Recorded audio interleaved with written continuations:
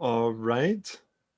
Well, I think I'm going to go ahead and start welcoming people out for tonight. Welcome to our first panel in the Association for Mormon Letters 2021 online conference. This year, as an association, we've got a working committee developing a list of 100 significant works in Mormon literary history that we hope can be a resource for people to show them some of the diversity of what's happened in the field over the past 200 years. After those panels, we'll be running Tuesday through Friday with readings each night afterwards at 8 p.m. Mountain Daylight time from awards finalists. And then Saturday, we'll have some additional panels. We'll provide a link in the video description to the full conference program. Introducing and moderating our discussion tonight will be Bob Reese, who's a poet, scholar, and the director of Mormon Studies at Graduate Theological Union in Berkeley. So Bob, I'll go ahead and hand that over to you. And then throughout the discussion, if you have questions for the panelists, go ahead and just share them in the chat and we'll pass them over. Thanks so much. Thanks, James, and welcome to all of you who are tuning in to what I think will be a splendid discussion of 19th century Mormon literature. I'd like to begin by paying homage to my dear friend, Eugene England, whose passing 20 years ago has left a huge gap in the study of Mormon letters. More than any single modern day saint, Gene was responsible for the establishment of what we know today as the study of Latter-day Saint / Mormon, and both names are necessary, of the Latter-day Saint Mormon literary tradition, not only by his own production of belles lettres, especially in poetry and in the personal essay, but also through his own excellent scholarship and his encouragement of both Mormon writers and literary scholars. I can't help but think of how much we've missed these past 2 decades by not having Gene's voice to guide and inspire us. We're going to be devoting a special session of the Summer Sunstone Symposium to honor Gene and to have an opportunity for people to simply talk about his influence on Mormon letters and Mormon life. Tonight's panel is tasked with looking at Mormon literature in the 19th century. As much as the formation of the restored church and the various Mormon migrations, especially that to the Great Basin, inspired a distinctive Mormon literature.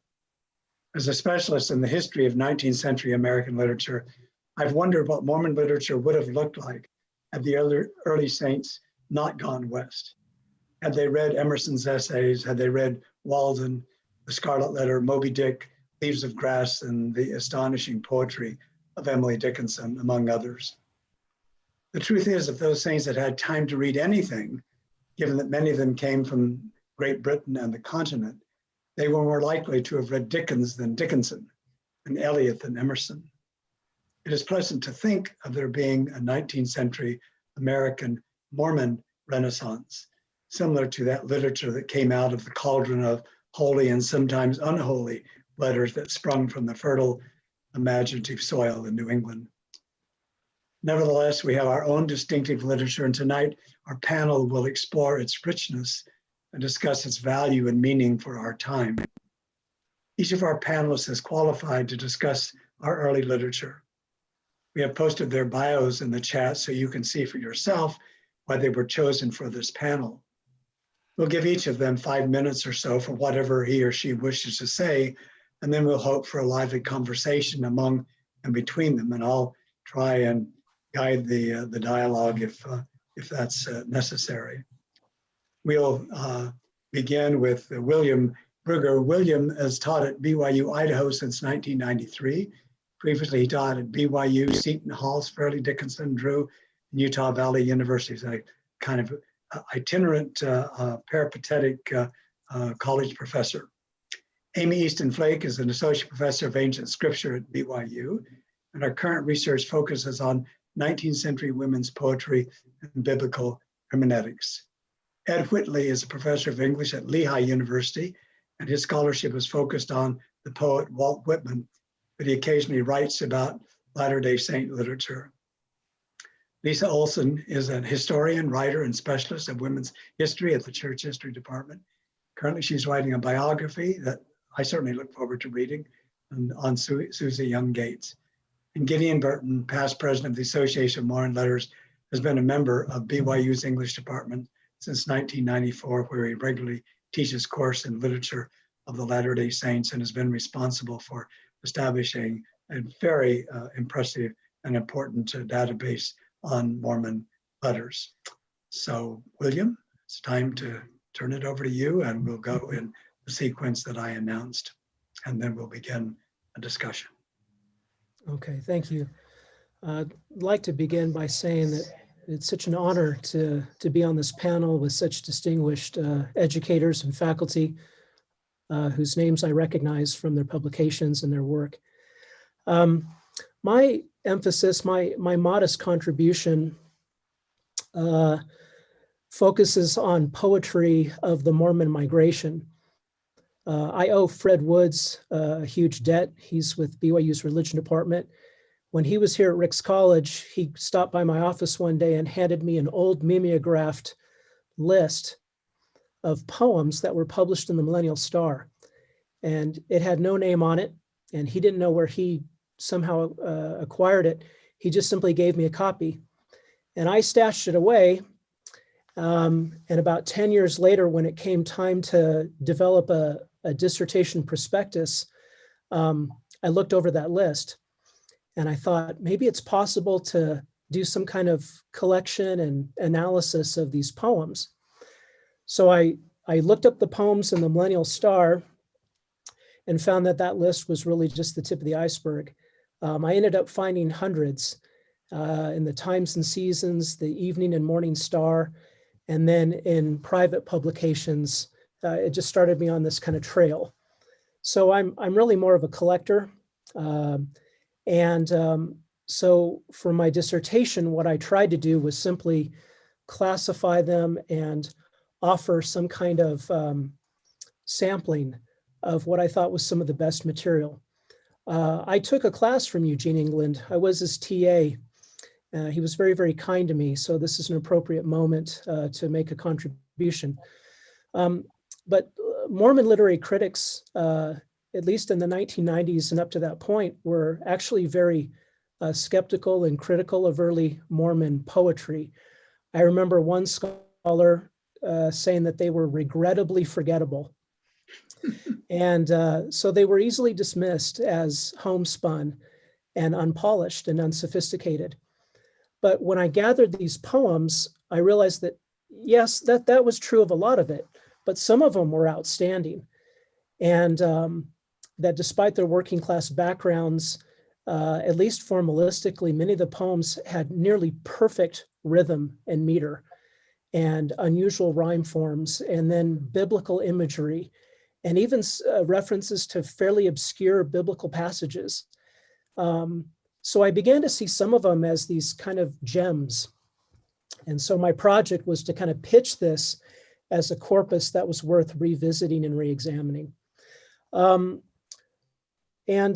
think, as many are aware, we had a huge migration. I think the highest count from 1840 to 1910 was about 103 converts from England, Northern Europe, and Scandinavia. They made it over here on something like 550 voyages. And it's interesting to note that not one transatlantic ship ever sunk, ever went down. There was one exception in the Pacific, but the success rate is providential. If you look at the stats of shipwrecks and problems, Mormons escaped it. I also became intrigued with what I call correspondence poems. What I found is that some poems were published in a particular issue of the Millennial Star, for example, and then within a few weeks or months, another writer would write back a comparable sort of answer poem to the original poetic inquiry. And there were several of these that went back and forth, mostly by women, actually. I think what also influenced me the most is that the production of literary material was at all possible. I think try to imagine the worst flight you've ever taken and then extend that into 3, 5, or 6 weeks. You're confined, you're uncomfortable. And these immigrants, as you well know, faced storms and even on a couple occasions, piracy, disappointment, bereavement, leaving their parents, their homeland, outbreaks of sickness. Anything on the list was on those ships. So they had all this opposition and hardship. And in spite of it all, many of them wrote some spectacular poetry. And I'm not sure how that happened. I think it's somewhat miraculous. My last point, I kind of over-prepared, but I think what strikes me is the function that the poetry served. Much of it, I think, was to console other converts who were contemplating making the passage. Fred Woods has a line that I've come to appreciate. He said, the poetry was ointment for their pain and balm for their souls. I think much of the poetry offered reassurance. It allowed them to get acclimated to their voyage to America, to become acculturated into Mormonism. I myself am a convert, so I know there's a very steep learning curve. And they treated that. Some of the poetry was defensive of the religion, although, the naysayers didn't read much of it, of course. A lot of it was to celebrate their part, their role in the spectacular undertaking, a kind of hallelujah or hosanna in its own right. And I think much of it served to kind of gather and bind and unify this body of diverse individuals from different countries, languages, and backgrounds. And it captured these sort of verbal, poetic snapshots of the experience that only they themselves could fully understand. I think it deserves to be revisited and analyzed and promoted. Not all of it, perhaps, but much of it. And I think some of the works make a comparable contribution to American and British literature, much like their more famous counterparts. Thank you, Amy. Okay, well, I am excited. I'm going to, share my PowerPoint with you. And I'm really looking forward to talking about this because my presentation just kind of follows what William was already saying. And it just goes on to focus instead on really what the poetry was doing that was by women. And I'm going to be looking at the poetry that was in the Women's Exponent. And the Women's Exponent was running from 1870 to 1914. And I wanted to start out with a quote that was written by Louisa Lulu Green, who was the first editor of the Women's Exponent, because I feel like it really exemplifies what the poetry in the Women's Exponent was doing. She said, "Who are so well able to speak for the women of Utah as the women of Utah themselves? It is better to represent ourselves than to be misrepresented by others." And that's what I think is so beautiful about the poetry that they share, is that it really is their opportunity to represent themselves, both to themselves, that's who they are primarily writing for, is of course other Latter-day Saints, but they did send the Women's Exponent out to other people, especially other women leaders at the time. And it was also their way of saying, yes, we are a part of this larger community of women in the 19th century. And so what I find very interesting when you look at the poetry in the Women's Exponent is that it is very, very similar to the poetry that is the predominant kind of realm of poetry for 19th century women during this time. And so I'm going to read just a couple quotes by women talking about women's poetry in the 19th century, kind of more broadly conceived.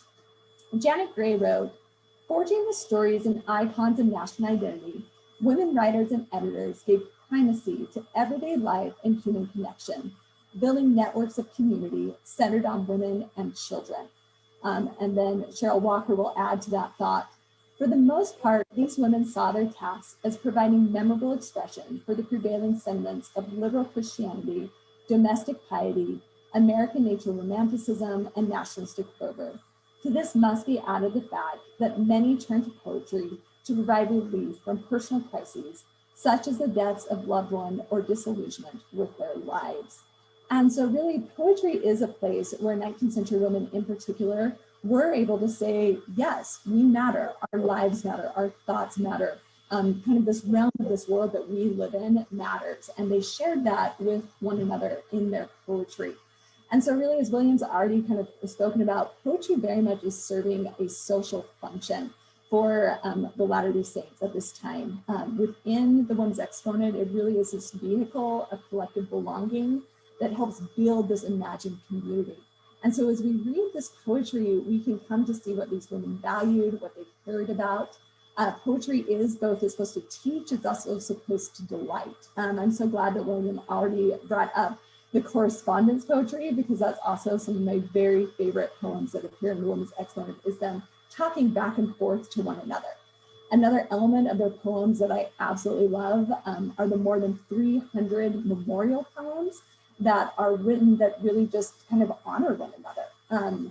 They said, okay, if we don't honor one another, if we don't value one another, who will? And so in these memorial poems that they wrote to their deceased friends, you can see them just valuing one another, you can see what they cared about. And it's really fun to see that.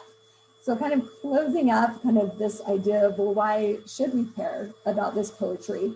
I turned to Emmeline B. Wells, who was the second and the longest editor of the Women's Exponent. And she said, the Women's Exponent will furnish good material for future historians who will, it is ardently hoped, remember the women of Zion when compiling the history of this Western land.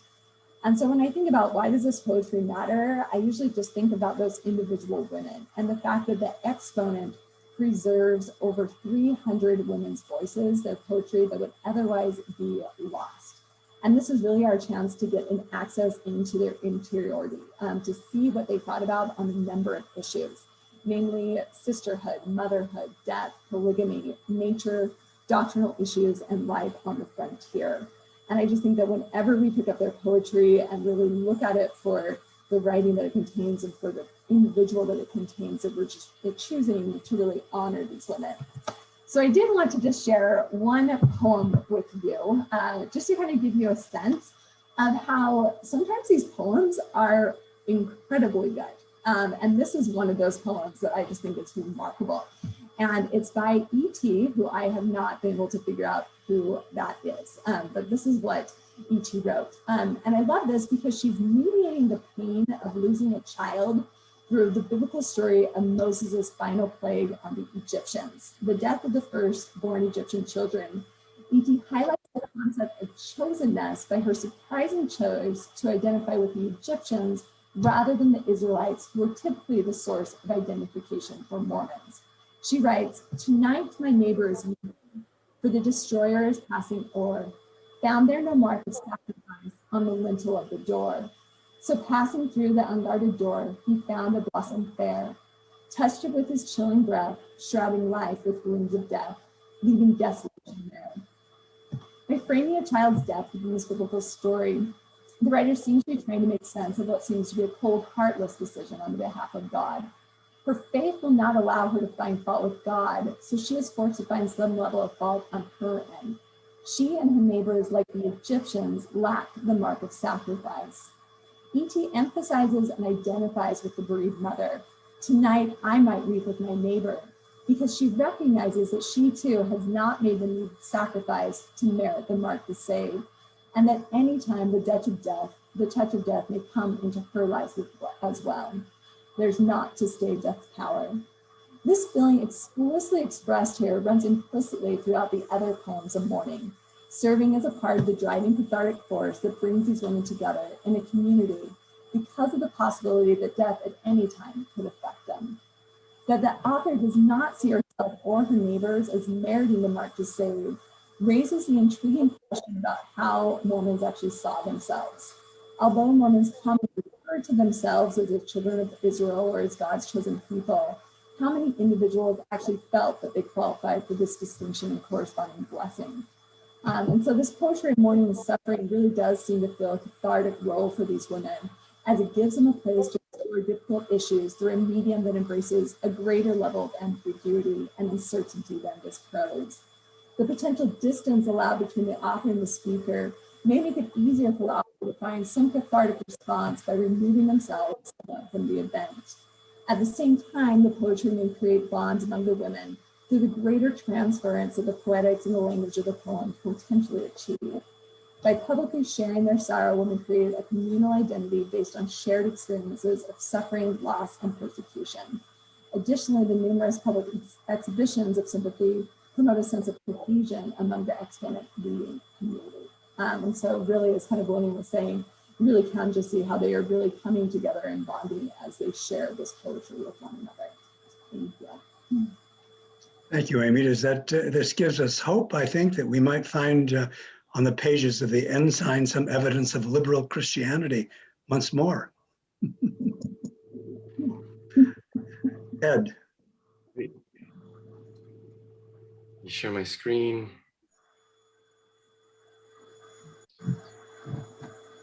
Let's start the slideshow. Okay, there we go. Well, I am grateful to be able to talk for a few minutes about the poetry of Eliza R. Snow.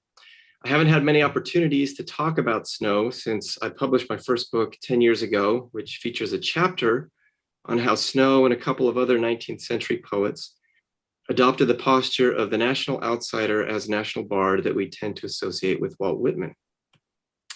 But James has asked us to frame our comments around the question, what sort of work were the poets and poems you've studied doing in the community at the time?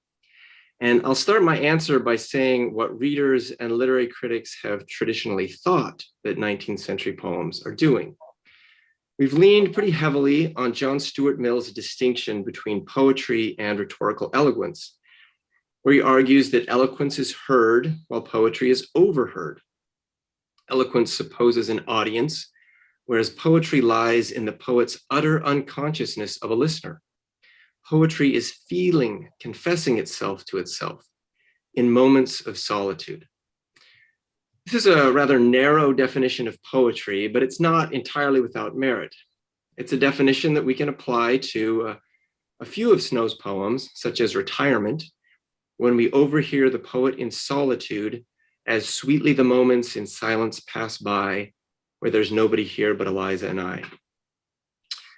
Over the last 15 years or so, a group of scholars working under the framework of historical poetics has challenged this definition, arguing that overhearing the poet's solitary reflections may accurately describe a certain type of lyric poetry, but the tendency to treat all poems as if they were lyric poems results in what Virginia Jackson has called lyric reading or the lyricization of poetry. This means that we lose track of what 19th century poems actually do in exchange for a limited and often ahistorical way of reading them. So a few guidelines from historical poetics, particularly in the context of US literature, are to look beyond the radical experimentation of Walt Whitman and Emily Dickinson and not to assume that other 19th century poets are merely conventional if they don't experiment as radically with verse, form, or language. You also need to pay attention to whom poets are addressed. And this is probably the key point. It's not always an eavesdropping listener. We want to pay attention to how they address them and what forms they adopt in this mode of address. Above all else, we need to keep 19th century poetry weird. From this perspective, 19th century Latter-day Saint poetry is weird. Snow herself wrote very few lyric poems, but has an entire body of poetry that are occasional, dedicatory, narrative, hymnic, epic, allegorical, historical, etc. Once you see this body of poems gathered in Jill Mulvey-Durr and Karen Lynn Davidson's excellent volume of Snow's Complete Poetry, you can't help but pay attention to address and form and not read every poem as if it were a lyric. One quick example is Stowe's most famous poem, Oh My Father, which most of us know as hymn number 292. But it was republished as the first poem in her 1856 volume with the title Invocation, or The Eternal Father and Mother.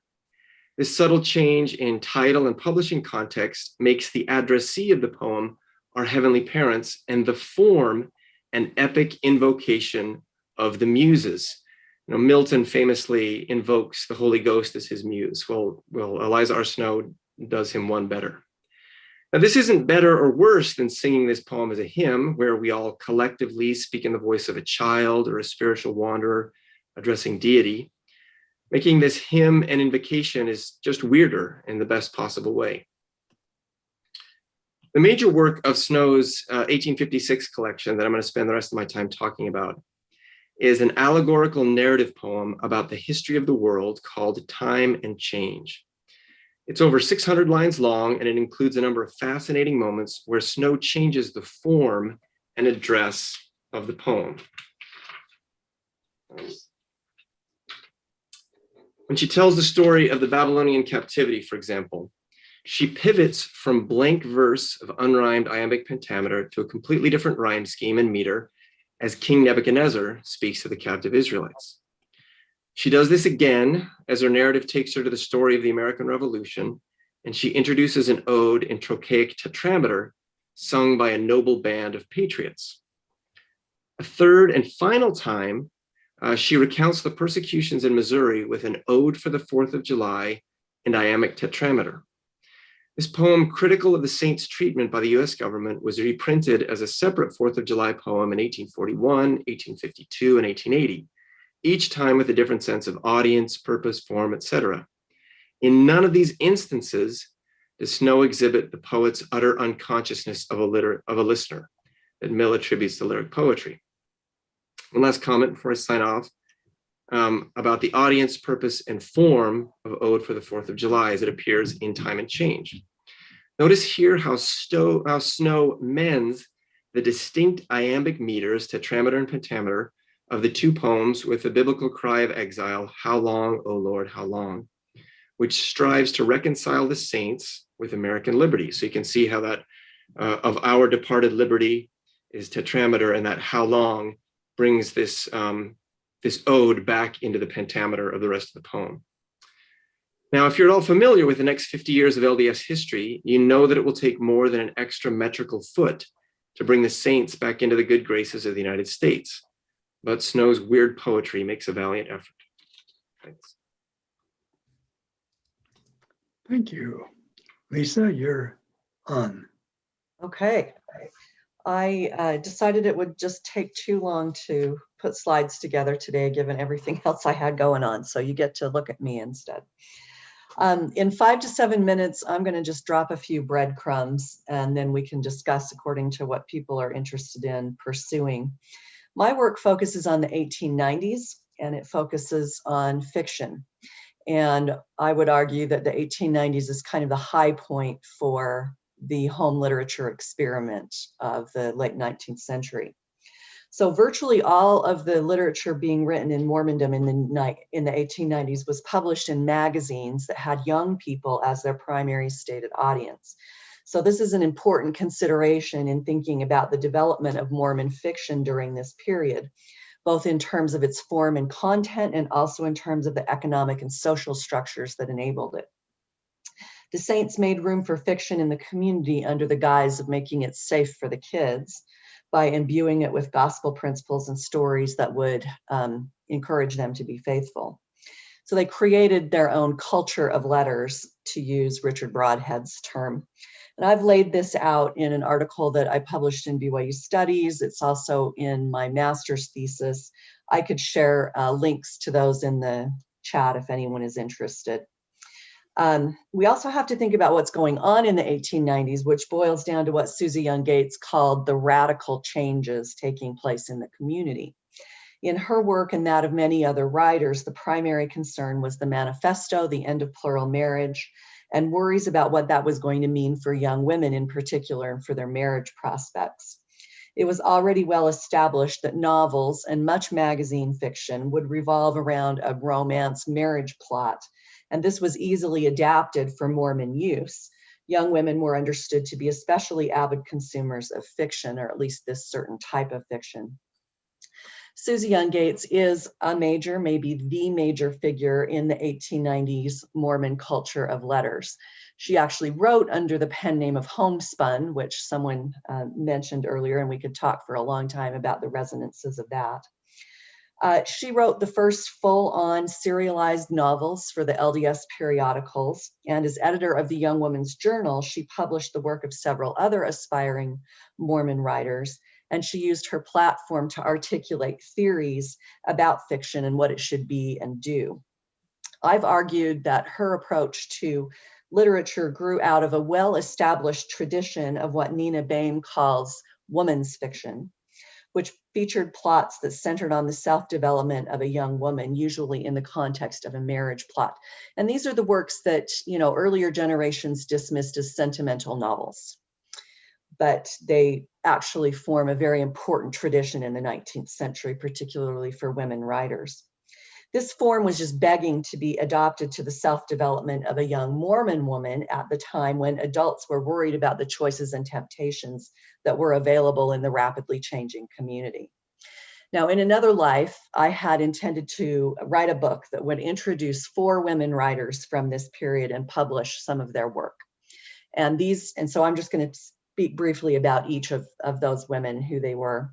Susie, of course, is number 1. She was actually the first LDS author to write a full-length serialized novel. It was called Up From Tribulation, and it was published in the Juvenile Instructor in 1890. And I know that that's later than B.H. Roberts' Corian, and I'll be happy to fight about that if anybody wants to. Her favorite and eventually most well-known novel was John Stevens' Courtship, which was originally serialized in The Contributor in 1895-96. It's set against the backdrop of the Utah War and does all kinds of interesting things with community boundaries, inside-outside distinctions, and especially polygamy. It's published right as Utah is becoming a state, but projects back to what Susie saw as the first major incursion of Gentiles into the territory. Thus, Mormon, non-Mormon conflict permeates the novel on all levels. She revised it in some really fascinating and disturbing ways and published it in book form in 1909. So it was quite well known within the Latter-day Saint community for a while. But she also wrote a few other long serialized novels in the 1890s that I think are just as interesting. 7 Times follows Marjorie Stewart, who comes to Utah from Scotland in the 1870s when she is orphaned, and she comes to live with her brother, who is a Mormon convert. She can't stand the Mormons at first, of course, and of course that changes when she falls in love with Donald Jones. It's a classic woman's fiction plotline, with Marjorie's self-development taking the form of spiritual formation through conversion to the gospel. The next year after publishing that novel, Susie followed up with Donald's Boy, which follows 2 of Marjorie and Donald's children 20 years later in the 1890s, so contemporary to the time Susie writes the novel. The boy is named Stuart, the girl is named Phyllis. Despite the title, it's really mostly about Phyllis. But the Joneses have become these prosperous, city-dwelling, kind of lukewarm Latter-day Saints. And Phyllis has to decide whether she's going to marry the worldly non-Mormon fiance or renew her commitment to her faith and stay within the community. And then there's a shorter story that Susie wrote. I won't talk much about it. It's called Judith's Decision. It comes out just before the Salt Lake Temple is dedicated, which is also the same time that the Chicago World's Fair Columbian Exposition is going on. The question is, will Judith go to the fair or the temple? And you can kind of guess for yourself where that might land. Other writers that I would include besides Susie, and I'll talk about them much more briefly. First is Sophie Valentine, and she's one that I'm going to guess most people have never heard of. She was a Danish immigrant who converted and moved to Utah. And I believe she becomes a plural wife in Brigham City, and she's a longtime leader in the YLMIA. Her writing really sparkles. There's a light touch. It's very humorous. It's very attractive in a lot of ways. And she wrote at least a couple of stories that kind of reflect the convert experience. One of them, strangely, is called Peasant Life in Denmark, which is really fiction and doesn't sound like it, but really captures some color that's quite interesting. Then there's Ellen Jackman, and I saw that a couple of her works are on this projected 100 list. Ellen was absolutely fascinating. She was very ambitious. She worked with her husband in the newspaper business before divorcing him in the mid-1890s and then running for Utah County Treasurer and being elected in 1896. She and Susie tried to form a business partner around the Young Women's Journal in the early 90s. It didn't end well. All 3 people who've read my article about this in the Journal of Mormon History will know the story, but the rest of you could look it up. Her work it reflects some awareness of the literary styles and conventions of the day. There's a depth of psychological insight and some attempts at realizing a realism and social commentary in her work that make it really interesting. And then finally, there's Julia Mcdonald, who wrote under the name of Cactus. And I'm trying to get back to finishing an article on her so I can get it published. She writes these interesting veiled semi-autobiographical stories that reflect this really complicated marital situation that she was in. Her ambitious work, which is also on the 100 list, is A Ship of Haygoth, which is a retelling of the Corianton story. And it's one of the most ambitious works of the period, especially in terms of adapting scriptural theme. And it did become the major source for the somewhat well-known in certain nerdy circles play and then movie of Corianton that was produced in the early 20th century. She also, though, wrote another long one about Queen Esther that was published in the Young Women's Journal. She and Susie were good friends. And anyway, she's really interesting. So together, these four women cover a wide range of Mormon themes, stories, issues, and questions. They all wrote substantial amounts. They were engaged in this common project of developing a Mormon fiction for the times. And I would argue that at least one of Susie Young Gates's novels belongs on this 100 list. She would probably nominate John Stevens' Courtship. I would probably go with Donald's Boy for its the way that it captures the dynamics and the concerns of the times and tries to do some serious cultural work in that direction. Okay, I'll stop there. Gideon. Well, I'm so taken by what everyone's been saying. I've been madly taking notes, and I want to follow up on these things. Thank you so much. These are so fascinating. And next time I teach Mormon literature, I'm going to definitely change the syllabus up because there's some great stuff here. So glad to hear about that. I would like to just touch on 5 observations about 19th century Mormon literature, and then I'll share a document with you that, in fact, I'll put the link to the document in the chat so you can look at that while I'm talking. My observations are on the bottom part of that document. At the top is a very short representative list of pieces of 19th century Mormon literature across various genres. I wasn't trying to be put the best of, but as I was saying, just to be representative. So let me share those observations with you. I guess I can share my screen too. You can see that instead of pulling up the document. Here are my observations. First of all, 19th century literature, paraliterature is paramount. Paraliterature are the genres that fall outside of traditional literary genres, fiction, drama, poetry, the non-belletristic genres. And so we have scripture, oratory, sermons, life writing, you'll see in the list above. And there are a lot of good reasons for that. And it's part of what makes Mormon literature in that period so interesting, is it falls outside of traditional literary genres. Not exclusively, as we've just heard about. There's certainly some fiction going on, but in any case, my second observation is that literature is very central to Mormon life. And I offer that as a contrast to 20th and 21st century Mormon life, where literature has receded for many reasons from being that central. And it is certainly there as part of, in all the periods of Mormon history, literature's been there in terms of things like hymns and things like that.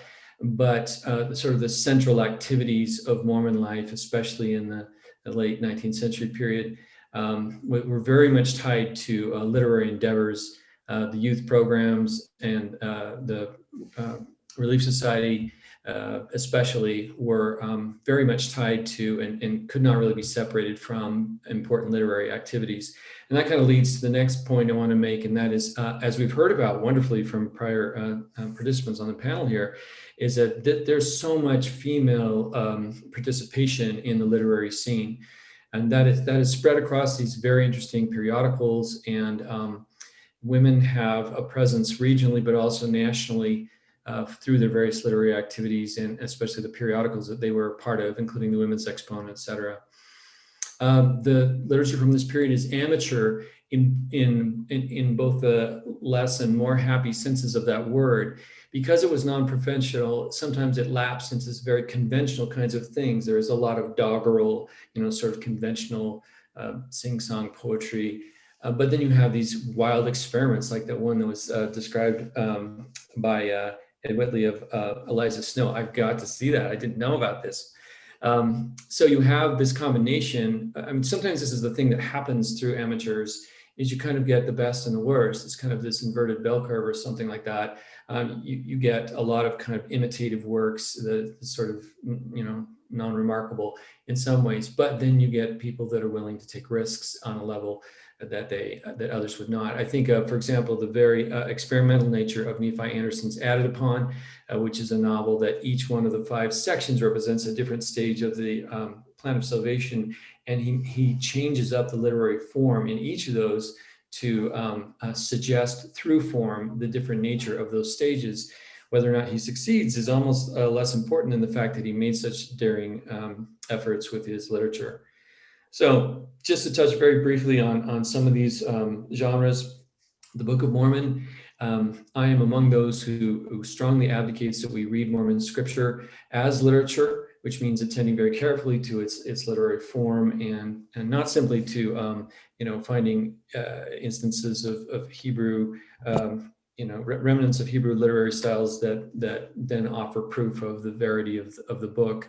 But moving beyond that to analyze the characters of the characters and especially the patterns of prose and poetry or implied poetry that are found within both the Book of Mormon and Doctrine and Covenants and the Prolate Price. We have some wonderful things there if you put on your literary glasses, and I think we need to do more of that.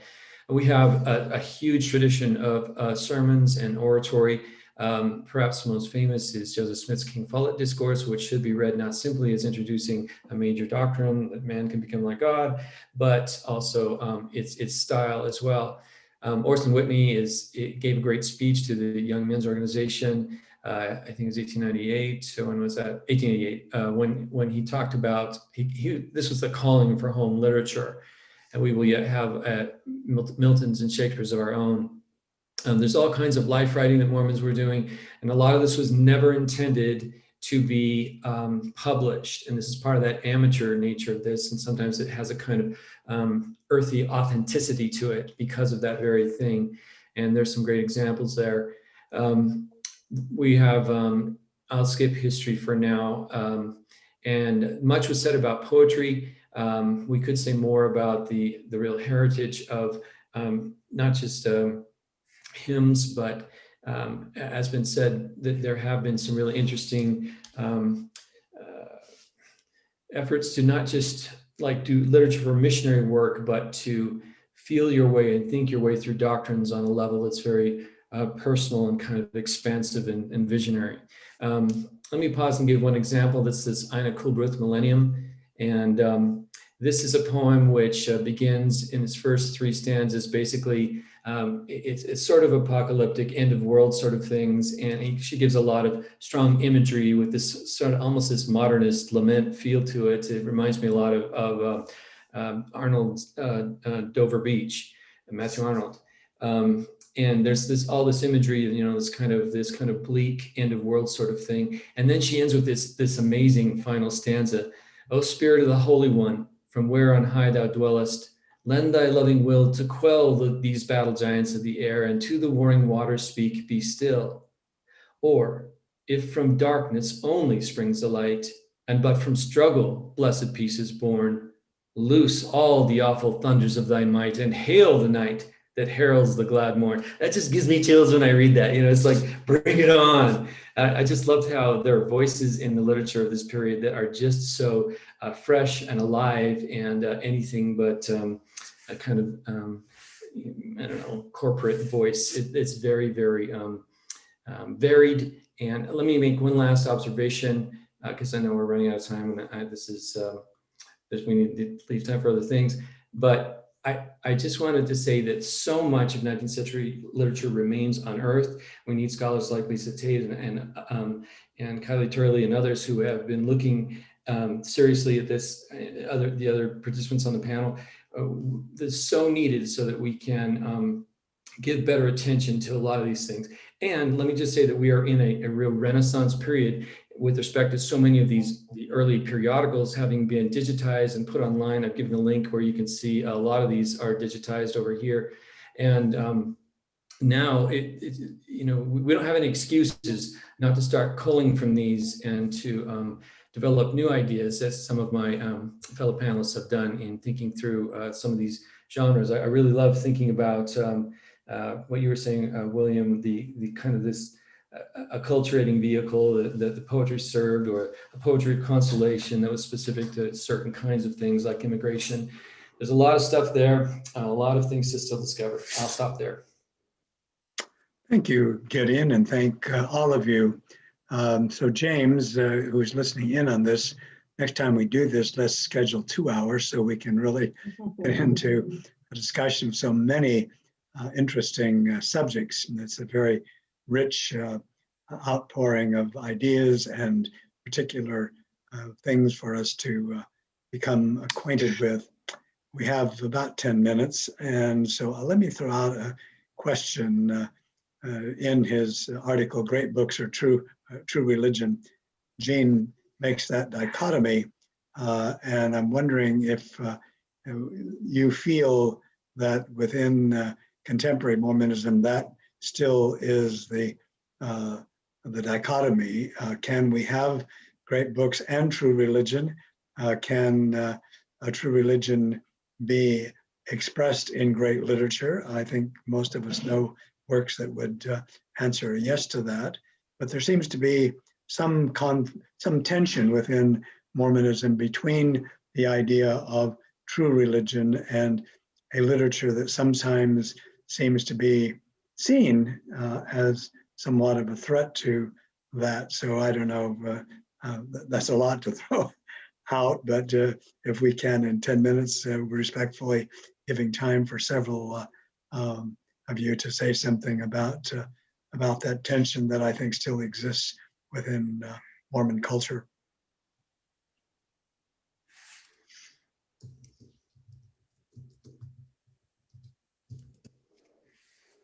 I'll speak something to that. I think what much of this literature shows is at least the courageous attempt to navigate that tension. I think much of it is successfully addressed. Speaking at least for the corpus that I'm familiar with, virtually all of it is faith promoting. I remember watching Eugene England in class once. He kind of taught me how to handle uncomfortable questions. And I still remember how he would choose deliberately not to answer certain questions. That sounds kind of simple, but I hadn't witnessed that very much in my early education. And students would ask certain questions that could be misunderstood, misconstrued, or somewhat controversial. And he saw it coming. And he would pause and either deflect it back onto the student or just politely kind of move aside. I'm in favor of the kinds of explorations that, if to the degree that they deal with that tension, show either a successful outcome or a hopeful approach to it. Things that don't harm, that don't challenge or damage faith. I think what a lot of these early writers show us is how much they've overcome. And my personal feeling is we have a kind of debt to continue that same kind of tradition in the face of modernity. Thank you. I love Gideon's idea of tending to the paraliterature. And I was thinking poetry in so many ways is like paraliterature. It shows up on the front page of newspapers. It shows up in expensive volumes. It's a genre that just moves everywhere through highbrow, lowbrow, middlebrow culture. One of the things I like so much about tending to paraliterature is it takes off a lot of that pressure of, well, we need some great works. We need to be validated as a people with great works, and maybe we don't. Maybe we just need to find interesting works that struggle, that try. And those are some of the things that I find most interesting in a lot of this 19th century poetry that you just find in unexpected places, is what it's trying to do and what it reveals about the world it's coming from, and its efforts to make sense of that. And I would say, to kind of add on to that, that's what we see when we look at these different poets, is that some of them are feeling that need to like make sure it seems like they're okay at the end, right? And so I think in the same way that some poets writing today will still feel like, okay, but I have to be faithful, right? And so you see that with the urge in some of these poets, but then you see other poets who are really very raw and they're not at an okay place. They're really struggling. But I think because of what you're saying, right, that they weren't necessarily trying to write this great literature. They're saying, no, this is my experience, these are my emotions. And they're just kind of putting it out there. And for me, at least, those are usually the more interesting poems. But I think that they show us again that there's kind of room for all sorts of different ways of doing this. But I think that poetry really did offer a certain safety then, where they felt like they could be more raw in their expressions and their theological ideas. That's why I love to look at the theology in this poetry, because they will be more controversial than they'll be in their prose. But I feel like similarly today, to say, okay, what can we maybe learn from the 19th century poets? Like, I think there's still that space in poetry where you can be more raw on your thoughts, your emotions, your ideas, and not be judged in the same way, because it is in poetry. So. I might add to that literature in the 19th century that it was, if it was not apologetic, was refreshingly non-apologetic. If it wasn't trying to defend the faith or spread the faith, then there's a kind of relaxed experimental nature. It's just a sandbox that all of us could play in. And that's reflected even in the names of the periodicals. You know, we have the Improvement Era, we have the Contributor was named after the very idea that amateurs could contribute their literary pieces, and they did. And what was even more interesting is, you know, how uncorrelated it all was. And there's amazing, sometimes little gems there that you just think, did an editor let that go by? And then you're just so glad that, hey, an editor let that go by. So there's that kind of refreshing experimental nature of that. And I agree with what was said. You know, maybe these early visions of Mormon literature, let's have Milton's and Shakespeare's of our own, is just too much of that earnest effort to be thought of well by the world, and misses the point of, you know, this engine of worship and creation and coping with life that literature could be in a kind of everyday way that 19th century Mormons didn't seem to have a problem with. We have about 2 more minutes. Lisa, if you would yeah, like to say something. I have crossed over to the dark side, and I think more like a historian now, but and I don't even know if I remember what the original question was, but just a couple of ideas that have been riffing for me in this conversation. If we think about, I mean, one of the premises of the discussion is what kind of work are these literary pieces doing within the community? And then if we talk about, you know, what we want Mormon literature to be now, what it's been at different times, there would always be this question of, well, what is the community at any given time? And how does the community identify and think of itself? And, you know, in the 1890s, there was a fairly clear answer to that, to what the Latter-day Saint community was in the 1890s. It was geographically definable, it was politically and economically and socially definable in ways that are not true anymore for the church. Like what is the Mormon community? Like, I could go on for a long time about just the implications of not calling ourselves Mormons anymore, and what kind of work I think that does in terms of defining us as a community. And so in order to think about what we want literature to do, part of the question for me would be, well, how are we defining ourselves? What's the community that we'd be speaking to? And has that, you know, that's changed so much over time. Where are we with that now? And is it possible to imagine that in the same way that someone, even even in, Eugene England's growing up years, when the church was this much more defined, I don't know how to say it, but I've just spent several years writing a history of the young women program. And so I'm really interested in this sweep of how the church has changed so much in the nature of what it is over time, and then what it means to be a Latter-day Saint. The other thing I would say is that, the animating impulse that led people like Susie Young Gates to write literature in the 1890s was didacticism, really. It was about trying to say something to the younger generation and preach the gospel through literary forms. And so we've lost that animating impulse for the most part as a enabling thing for why we write literature. And so what would it be instead? What is it now? What is it instead now? And that's what, we lost that impulse. I don't think that's necessarily a bad thing, but that was also what enabled a lot of work and a lot of the things that we're talking about here. Those are just a couple of thoughts I have. Thank you all. I told James that we'd turn this back over to him. One of the things that I was thinking about all of this is that I think about how we respond, and I just was thinking about the Journal of Joseph Millet, which Jean prized and brought to our attention as, for me, a great work of literature, unconsciously writing in a way that somehow touches our heart and our mind and our soul in a way that a lot of literature does not. So thank all of you for being scholars, and all of you for being teachers, and for this conversation that I hope will go on in various places and ways. Back to you, James.